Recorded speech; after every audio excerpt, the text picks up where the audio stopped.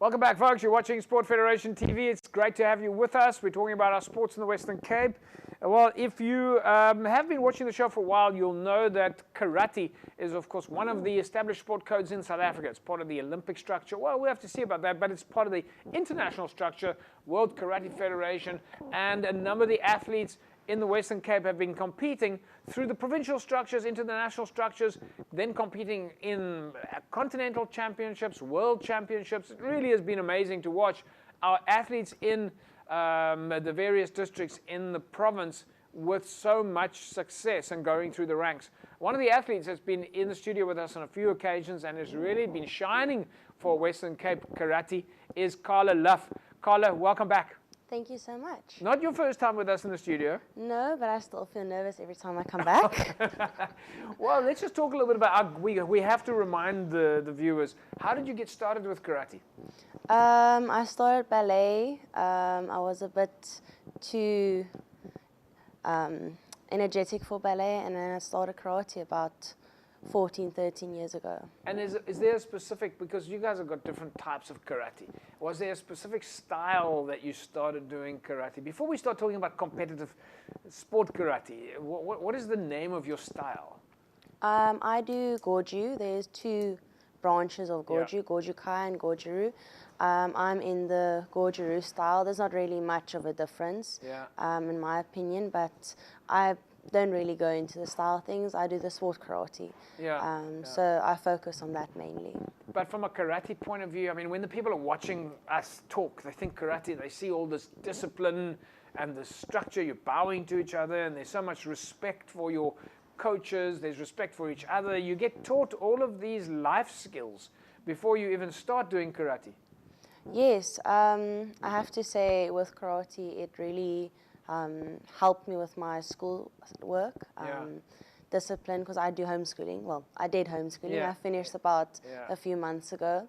So it really helped me with discipline and getting myself to actually learn without people checking on me all the whole time. And it really helps with other life skills like respect for anyone and how to deal with certain things. Your coach is, do we call him a coach or do we call him a sensei or Troy Futter? He's been in studio, also national champion in studio with us a number of times. He's my coach and my sensei. It's almost the same thing. Sensei just means a bit more of a mentor type of thing.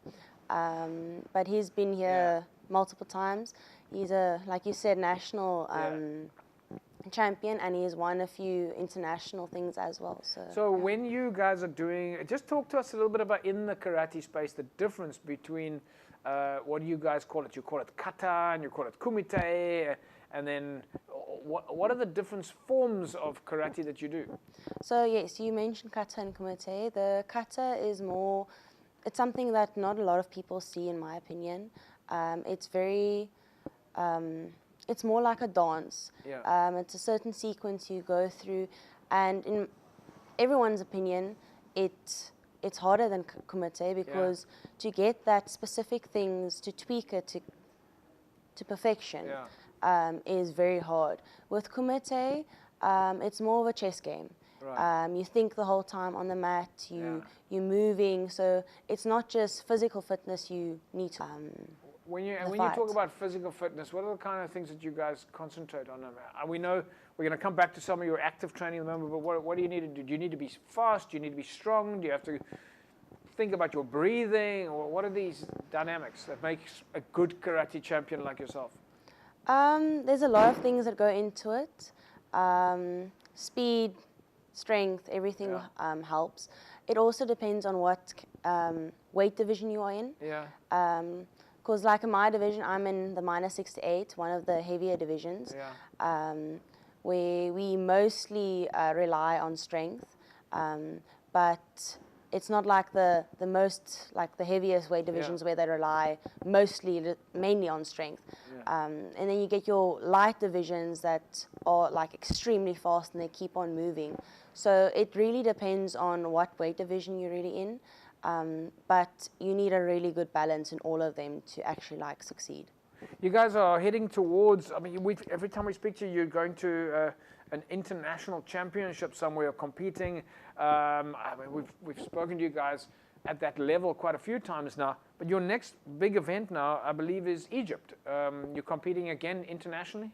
Yes, it is the World Championships. I'm one of the youngest karatekas going. Yeah.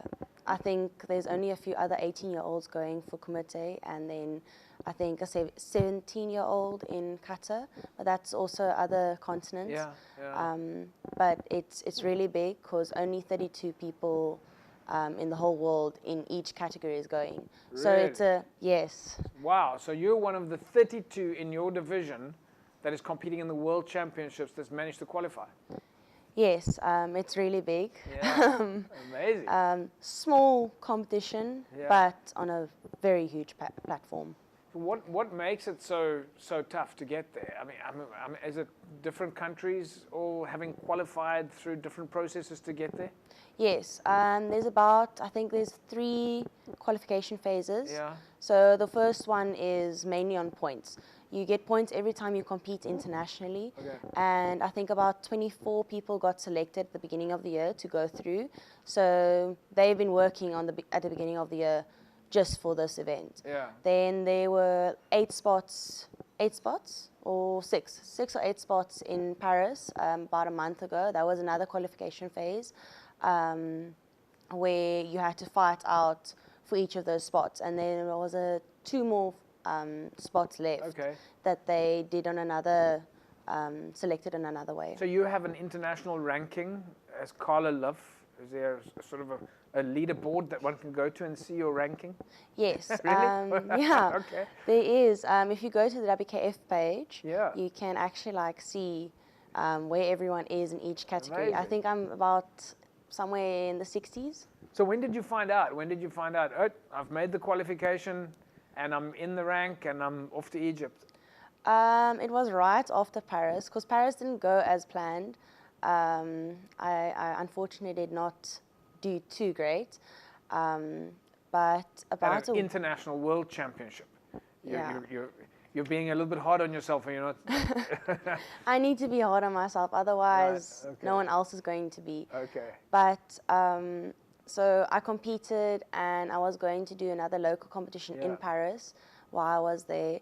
And the week after the competition, my one coach phones me and he's like, "Okay, well, you were chosen to go. ready. You need to come back and start training Start going again. Yeah. You're training at the moment. One of the things you guys do is at the Sports Science Institute and the high performance side of things. What does that look like for you guys? Is there a squad or is it one-on-one, or how does it work? So we work through WEXA and then through CISA, the federation. Yeah. So we had a test group about, I think, 3 years ago that started with working with CISA.